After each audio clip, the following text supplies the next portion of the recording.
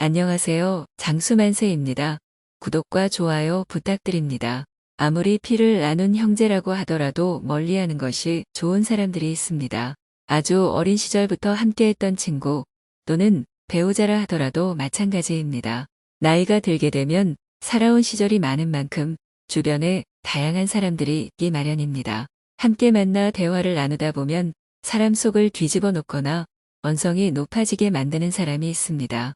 같이 살고 있는 부부라도 마찬가지입니다. 사람은 고쳐 쓰는 게 아니라는 말이 있죠. 인간의 본성을 바꾸는 건 정말 어려운 일입니다. 그렇다면 우리에게 남은 방법은 하나입니다. 바로 멀리하는 것이죠. 멀리하다 보면 내 주변에 남은 사람이 없을까봐 외롭게 살까봐 고민되시나요? 사랑은 주고받는 것입니다. 가장 가까이에 있지만 남보다도 못하다면 늘 나에게 더 상처를 주고 아프게 한다면 그 관계를 내려놓으세요. 그래야 건강한 삶을 살 수 있습니다. 오늘은 피를 나눈 형제라 해도 절대 곁에 둬서는 안 되는 사람들에 대해 알아보도록 하겠습니다. 첫 번째 유형은 무례한 사람입니다. 우리는 일상을 살며 다양한 종류의 무례한 사람들을 만나게 됩니다. 그 중에서도 거절을 승낙으로 받아들이는 사람이 있습니다. 이러한 유형의 사람들은 단호하게 거절을 해도 자신의 부탁을 무조건 들어달라고 말하며 거머리처럼 들이댑니다. 부탁을 들어줄 수 없는 상황을 충분히 설명해줘도 계속해서 무리한 부탁을 요구하고 결국 미안한 마음까지 들게 만듭니다. 무례한 사람은 상대방이 미안해하는 감정을 교묘하게 이용해 요구를 관철시키고 상대방의 입장은 전혀 배려하지 않습니다. 특히 가족이란 이유로 무리한 부탁을 하는 경우가 종종 있습니다. 이런 사람을 대처할 때는 최대한 무성의하게 상대하는 것이 좋습니다. 아기가 떼를 많이 쌀 때 처음에는 논리적으로 설명해 주지만 나중에는 그냥 가만히 쳐다만 보든지 아니면 말도 없이 자리를 떠나는 것처럼요. 그럼에도 상대방이 끈질기게 자신의 부탁을 들어줄 것을 요구한다면 과감하게 인연을 끊는 것이 좋습니다. 아무리 피를 나눈 사이라고 해도 쉽게 막말하고 시도 때도 없이 분노를 표출하는 사람의 감정의 쓰레기통에서 벗어나세요. 두 번째 유형은 쉽게 돈을 빌리는 사람입니다. 친한 친구 사이뿐만 아니라 가족들 사이에서도 쉽게 돈을 빌려달라고 말하고 갚지 않는 사람이 있다면 조심하는 것이 좋습니다. 이런 유형의 사람들은 자신의 부탁을 무조건 들어달라고 하며 거머리처럼 들이댑니다. 물론 부모나 형제가 돈을 빌려달라고 하는데 거절하는 것은 쉽지 않을 겁니다. 하지만 단호하게 거절하지 못하면 나중에는 보증까지 서달라고 할 수도 있습니다. 이들은 피를 나눈 형제, 아주 가까운 사이라는 걸 이용합니다. 그뿐만 아니라 상대에게 미안한 마음까지 들게 하죠. 가족 간의 돈 거래는 신뢰에 기반하기 때문에 계약서를 쓰지 않는 경우가 많습니다. 가족 간의 금전 거래라 하더라도 반드시 계약서를 작성하고 이자도 꼬박꼬박 받는 것이 좋습니다. 부모, 형제 사이에 매정해 보일 수 있지만 이런 식으로 대처해야 나중에 쉽게 돈을 빌려달라는 말을 하지 못하게 됩니다.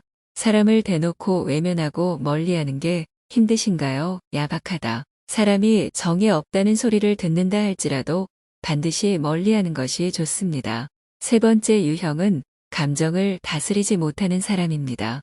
분노 조절이 안 돼 쉽게 화를 내거나 짜증을 내는 사람의 분노는 자연스러운 감정이지만 그것이 선을 넘게 되면 자신과 주변 사람들에게 독이 되고 맙니다.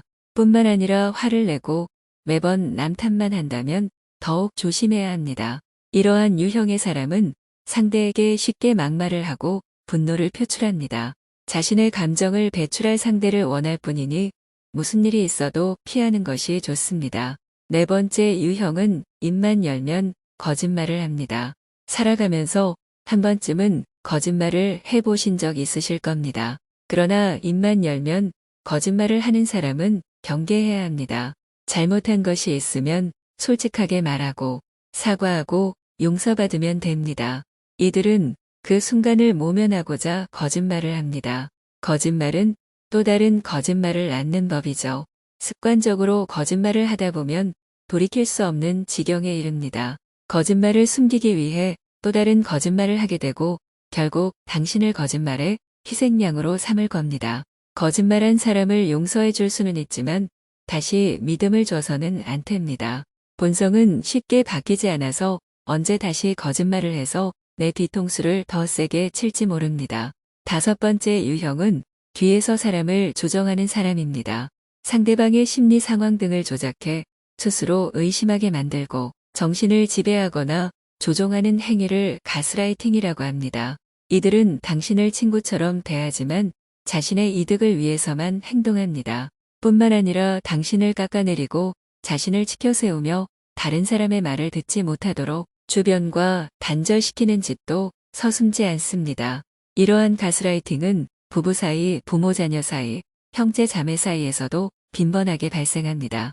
가스라이팅을 당한 사람은 우울증과 불안감에 시달리게 되는데요. 가스라이팅에 대처하기 위해서는 상대방이 상식에서 벗어난 무리한 것을 요구하거나 모든 잘못을 나에게 돌리진 않는지 살펴봐야 합니다. 6번째 유형은 필요할 때만 찾는 사람입니다. 평소에는 연락도 없고 소원하게 지내다가 필요할 때만 연락을 하는 사람이 있습니다. 이러한 유형의 사람은 인간관계를 거래로 보는 경향이 있습니다. 이기적인 성향을 버리고 성숙한 태도를 보이길 바라지만 현실은 내 맘 같지 않습니다. 사람과의 관계는 이득이 되지는 않더라도 최소한 손해를 받지는 말아야 합니다. 도움이 필요할 때만 연락해 손해를 떠넘기고 본인의 이득을 취하려는 유형의 사람은 피하는 것이 좋습니다.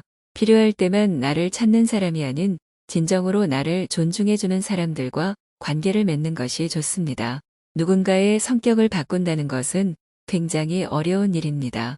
특히 가족이란 이유로 그런 사람에게 에너지를 빼앗기면 아무것도 할 수 없게 됩니다. 아무리 가족 간이라 하더라도 힘들면 거리를 두고 멀어지는 것도 필요합니다. 오늘도 시청해 주셔서 감사합니다. 구독과 좋아요, 알람 설정 부탁드립니다.